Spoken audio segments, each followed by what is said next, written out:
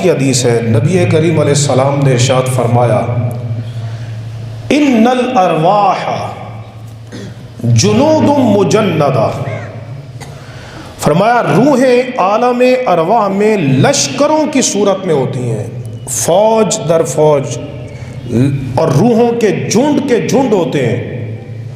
فما تعارف منہا ائتلف، وہاں جن روحوں کا آپس میں تعارف ہوتا ہے نا، جن روحوں کا، انہی کا یہاں پہ تعلق بنتا ہے، الفت بنتی ہے، دوستی بنتی ہے، مزاج مل جاتے ہیں، ذہنی ہمانگی ہوتی ہے۔ اور وما تناکر منہا اختلف، جن کا عالم ارواح میں تعلق نہیں بنتا ان کا دنیا میں بھی کوئی تعلق نہیں ہوتا، دنیا میں بھی اختلاف ہوتا ہے۔